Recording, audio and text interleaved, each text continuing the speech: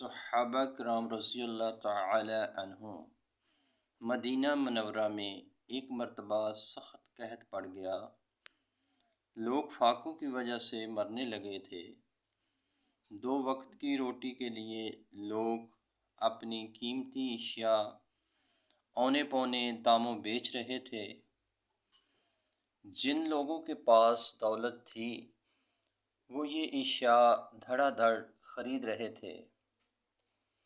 حضرت عثمان غنی رضی اللہ تعالی عنہ کو اللہ تعالیٰ نے بہت زیادہ مال و دولت سے نوازا تھا۔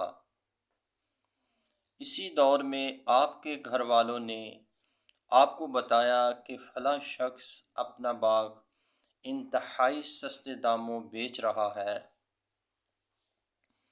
آپ اس سے اس کا باغ خرید لیں۔ حضرت عثمان رضی اللہ تعالی عنہ نے یہ سن کر آمادگی ظاہر فرمائی اور رقم لے کر باغ کے مالک کی طرف روانہ ہو گئے۔ راستے میں جاتے ہوئے حضرت عثمان غنی رضی اللہ تعالی عنہ نے دیکھا کہ فاقوں کی وجہ سے لوگوں کا برا حال ہے، بھوک سے لوگ مر رہے ہیں۔ یہ دیکھ کر حضرت عثمان غنی رضی اللہ تعالی عنہ کی آنکھوں سے بے اختیار آنسو بہنے لگے۔ آپ نے یہ گوارا نہ فرمایا کہ لوگ تو روٹی کے ایک ٹکڑے کے لیے مر رہے ہوں اور وہ باغات کی خریداری کرتے پھریں۔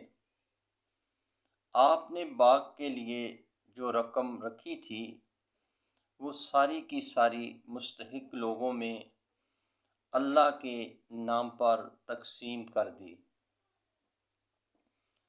اور خود خالی ہاتھ گھر واپس تشریف لے آئے۔ گھر واپس پہنچے تو گھر والوں نے پوچھا، کیا آپ نے وہ باغ خرید لیا ہے؟